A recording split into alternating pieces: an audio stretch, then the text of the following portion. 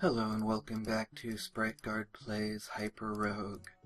We had a pretty successful episode last time. We managed to get 25 Hyperstones. I think we may have even managed to get more than that. We managed to get the Grandmaster of the Hyperboloid achievement, which was a pretty big accomplishment, and I had a lot of fun doing it. So now I think the next thing that I want to work on is really trying to get multiple victories in a single run.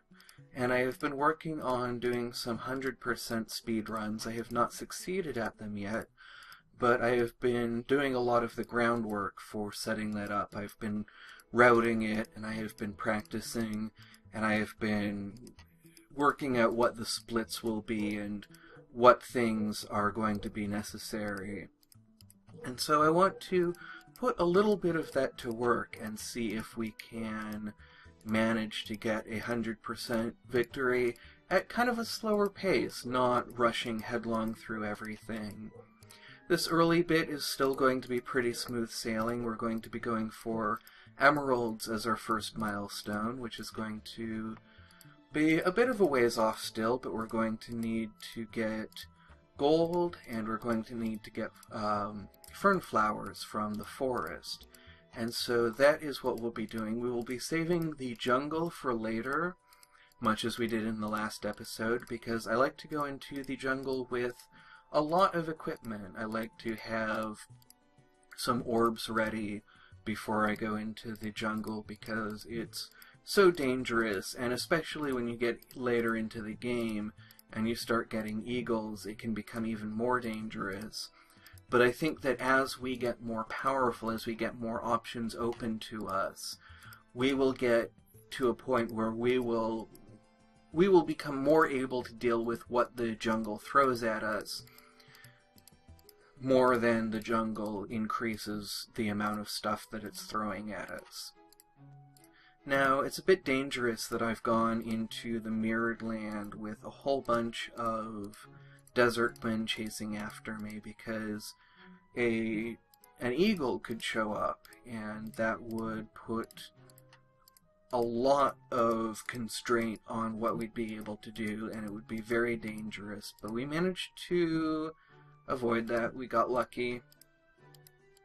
And so now we are just trying to cross the Mirrored Land and find our way to the next area that we're going to need to get to.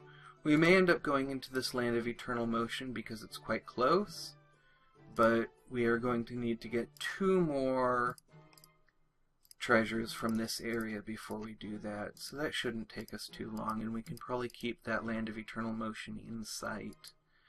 And then we probably want to do a little bit to check and make sure there's not an eagle, because an eagle can really mess you up in the Land of Eternal Motion. They will stay right up next to you and really limit your options. They don't have to stay on the ground. They are not limited the way the dogs are. They can just fly right over the chasms. So getting an eagle in the Land of Eternal Motion is one of the most dangerous situations that you can get into, and I've had that actually end a run in the past, so it was important to stop there and check to make sure that we would be able to make it into the Land of Eternal Motion without an eagle chasing us. Now, I did manage to get 1 extra gem, but I don't think that will be too problematic. The next place that we need to get into is the Alchemy Lab, though, and I'm just not seeing any spawn, and there's one right there, so we will head in there, try to find an entrance that will actually let us go somewhere. These are all very short dead ends. This one is not, though, and this will let us go in. One very important lesson from speedrunning that I'm going to keep in mind is that it's very often more important to keep moving rather than to try to get really clever about where we're going. And that's something that it ties into kind of the bigger lesson from speedrunning that I've talked about, that there will always be more chances. there will always be more opportunities to get the things we need, to get the exits that we need.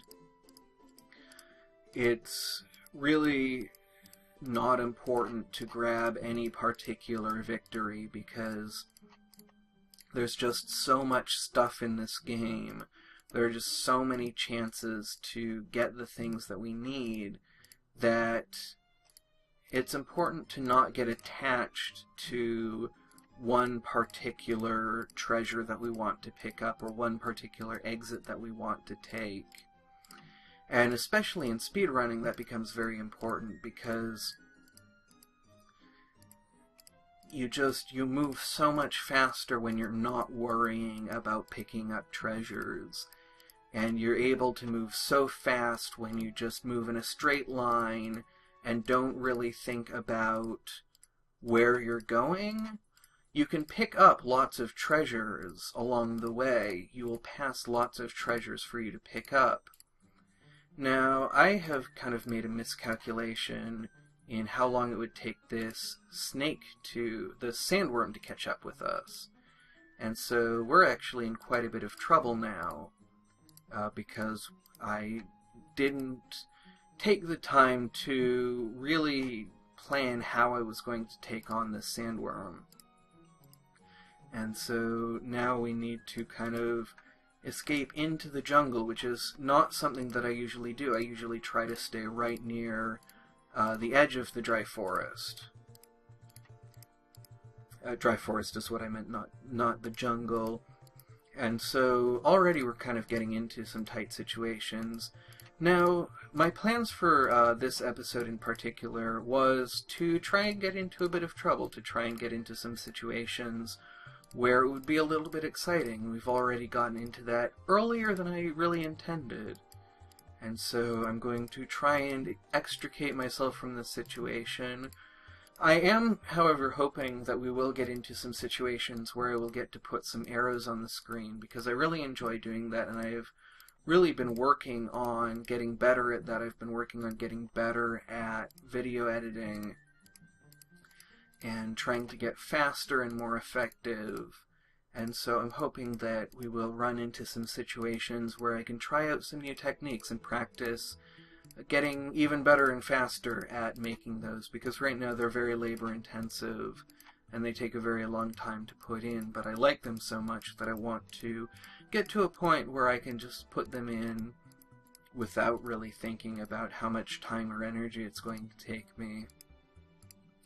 So my plan for today is definitely to look out for some situations where we're going to be able to do that. Look out for some situations where we can get into some trouble, get into some exciting situations. But I also want to try and get into some situations where I can take it a little bit easier and maybe talk about some other things. I do have some things in mind that I would like to talk about. One thing is that just something that kind of came up in a conversation with one of my friends, a very old friend, someone I've known for longer than anyone else that I know and am still in really frequent communication with.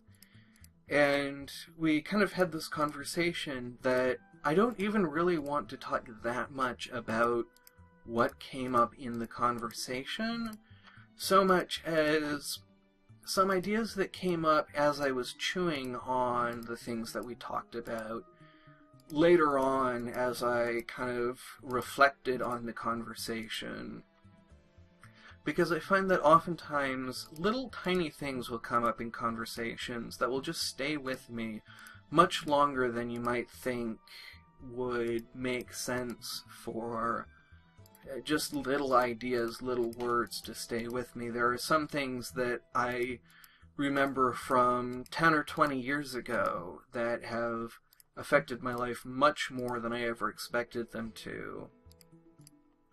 And this is not anything, well, I don't know that this is not anything as grandiose as that, but this little sentence that someone said in a conversation at a bus stop stuck with me, and I kind of chewed on it and had some ideas around it. We were coming from an event, an arts mixer that we had both attended, And it was myself and two friends, one of whom was the person who had actually put the event on. And we were all at the bus stop together and talking about this friend of mine who I've known since middle school, who runs a business selling functional jewelry. And it's jewelry that communicates to people.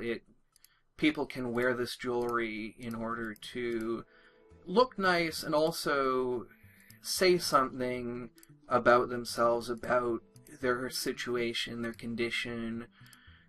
Some of them just say what pronoun you prefer to use, which people can find very useful. And some of them say things like what your energy level is. And so my friend was talking about one in particular that they had that showed a cell phone battery. And it had the bars the way that cell phone batteries tell you when they're running out of energy. And so you can wear this little icon, and it will communicate to people how much energy you have, how able you are to interact with people.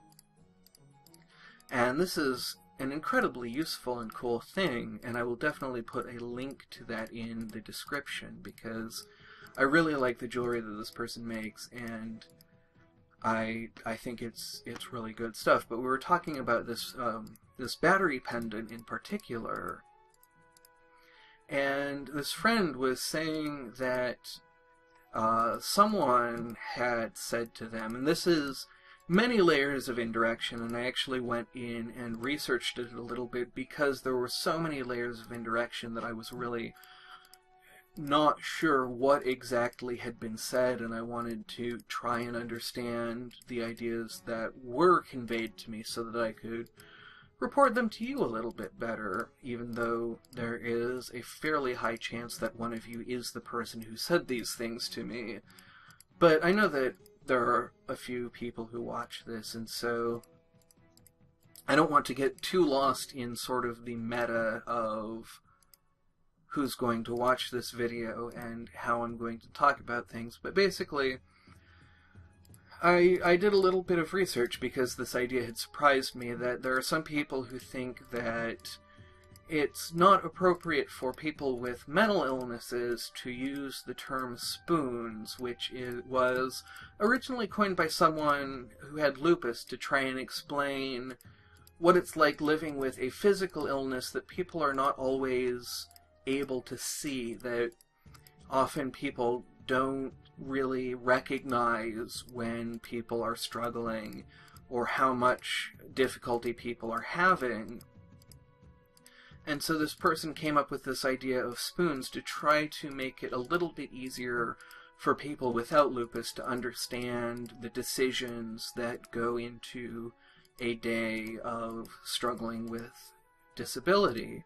And it kind of got picked up by the disabled community at large as a way of talking about disability. And the idea is that there are these kind of fundamental units of energy that are required for doing even fairly mundane activities that a lot of people don't even realize require energy at all.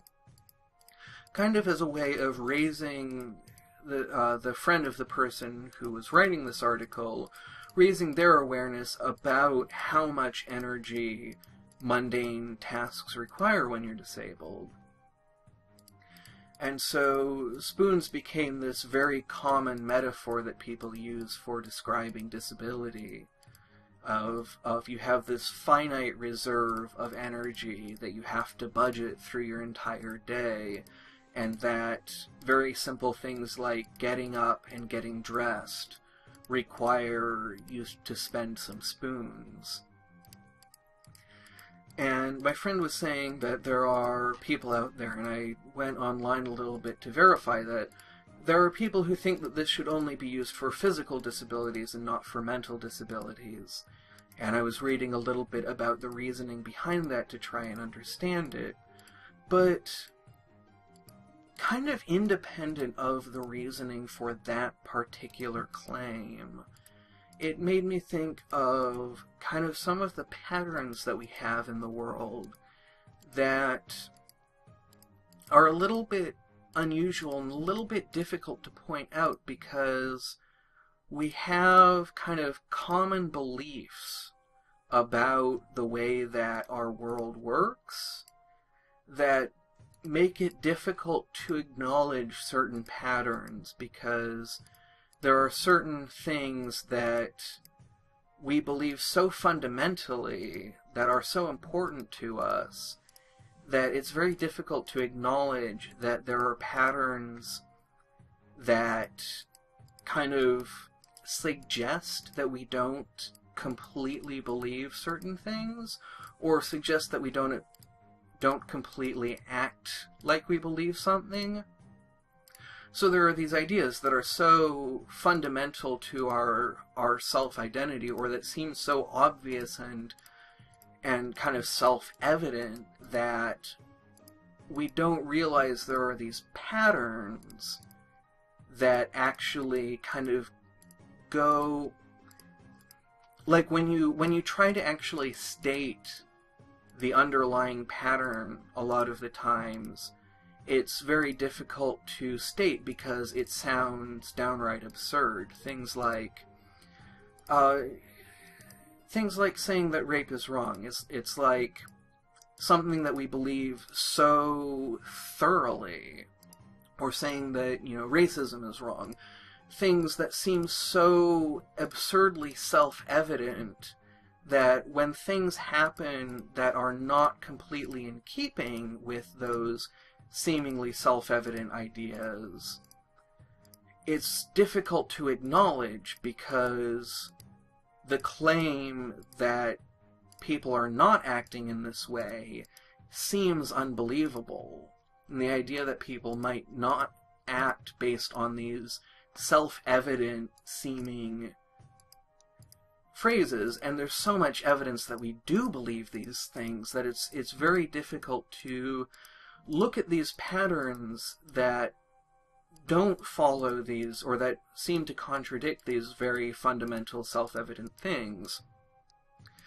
And it becomes very difficult to talk about these patterns, because it seems like an implication that we don't believe these things, or it seems just kind of unbelievable that these things might not be exactly the way we understand them.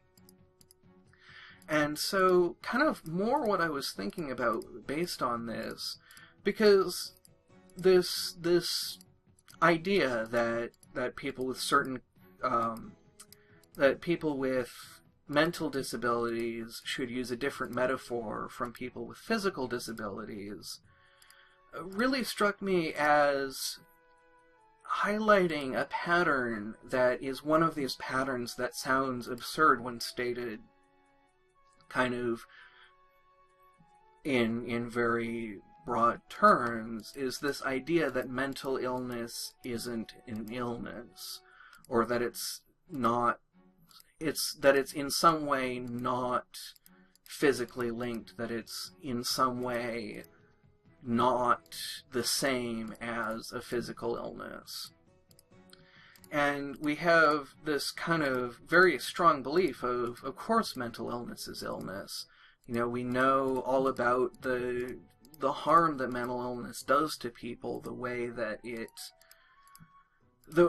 really devastates people, and we have so many stories about the horrors of mental illness, and we have so much a cultural understanding that mental illness is illness, and we so much want to see ourselves as people who believe that, because it's something that we believe is worth believing. And we do, for the most part, believe it. But there are these little tiny reminders of kind of this idea that I think is actually very fundamental to the human condition, that we don't always act in ways that are consistent with even the most seemingly obvious core ideas that we believe. And I think that it's important to acknowledge these kinds of patterns because, for a couple of different reasons. One is just to acknowledge that we are always going to be having higher beliefs than what we always are able to do, and that our society will always kind of have a higher standard than what we actually prioritize. And I think it's important to recognize that because it's very important to understand that we are entirely able to hold ideals beyond what we're actually able to do, and that that is not just the norm, but a pretty fundamental aspect of what it means to be human. So we are very lucky here to have a key in an emerald mine right here. And so I want to kind of take a moment to look around. We are in a pretty good position to kind of think about the game a little bit more and think about what it is that we want to do from here. And we have unlocked dead orbs, but we have not actually gathered any. So I would like to try to get this key out of the emerald mine by using the miner strategy that I have been working on. That's basically to try to get miners from the emerald mine to come up and attack us, and when we fight them they leave these blotches on the ground that will allow us to find our way back to the Orb of Yendor. And we need to do certain things to actually make that really effective, because we need to pick up a little bit more than 10 emeralds. I think that 12 is probably optimal, but 13 might actually be better. I'm not completely sure. And then we need to kind of wait around and hope that we get the right enemies coming, because only the miners leave those blotches on the ground. And we can't actually get through these walls unless we either have a few dead orbs in our possession, or we have a miner who can come and open the wall for us. So because I'm not really seeing any miners coming for us, I think I am going to pick up another emerald and just kind of wander around a little bit and hope that we run into some miners that we can lead over towards the key. And we can kind of look around. We know a little bit about the organization, the shape of these passages, and so as long as we don't go by too many forks, we should be able to find our way back to this crossroads. And so we can kind of bounce around in this area and just watch out for miners and hope that we see some. And I believe I actually see one. Yeah, here's one coming right now. So we will lead the miner up to this wall, and that will leave a blotch, and from the end of this blotch we can see the crossroads and the next blotch that we need to find our way to the Orb of Yendor. So it will be good to remember that there's this wall between the last two blotches, and I believe that we will be able to remember that and make use of that fact to find our way back. So now we need to wait for another miner, and it looks like we may need a couple of miners just because this wall here is so thick, and the key appears to be directly across this place where a whole bunch of walls intersect. So it's going to take a lot for us to get through that. And so I'm even going to pick up another emerald to hopefully cause more and more monsters to spawn. And then we can just wait around and kind of poke around the edges of this wall and see if there's a way for us see where is best to kind of lure this miner. And there's not really a great place. We just are going to need a lot of miners. And we're getting a lot of miners, which is good. That's going to really help us out. And now we're actually getting into a position where we're getting kind of too much heat. And I'm actually really worried about my ability to manage all of these pikemen, because they threaten so many spaces around them that it's actually very difficult to deal with more than one pikeman at a time. It's not as dangerous as 2 eagles, but it is much more dangerous than just having 2 of any other kind of monster. So this should get us through this wall. And now we have another wall coming up, and another pikeman. And it looks like we're going to be remaining in the emerald mine, which is good. If the key ends up moving out of the emerald mine, it's likely we will have to abandon it, because we do not have the dead orbs that we will need to find our way back. And here we actually have pretty good timing for one of these miners, but we have some pretty bad timing for a lot of the other things that are going on. And so this is actually a point where I want to put up some arrows and talk a little bit about what's coming up, because this pikeman down here is going to really restrict our mobility. And we have 2 miners, one that is 2 steps away from us, and one that is 3 steps away. The one that's 3 steps away is actually a little bit more useful to us, and we would like to be able to get up to it and fight it, but I'm not sure that I'm going to be able to do that. If I move up 2 spaces, I'm not actually going to be able to meet this miner, because the miner is going to be an odd number of steps away.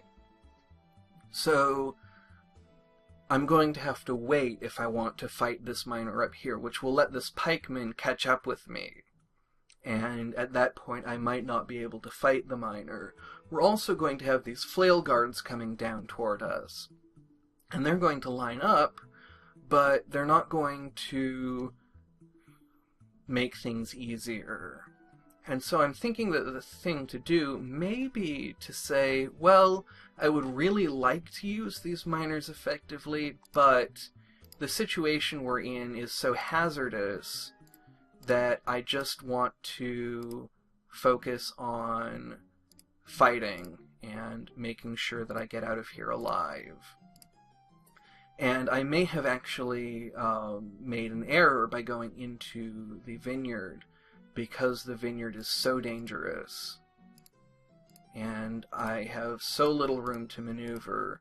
So we managed to get out of that situation, and we're not in much of a better situation because we now have another couple of very thick walls to get through. And we didn't manage to use any of those miners as effectively as I would have liked, so we're going to have to wait around here for a few more miners and hope that they show up, which there's no guarantee that they will, and I'm not sure how long I actually want to wait around here, because at some point I'm going to get tired, I'm going to get thirsty, I'm going to really run out of energy.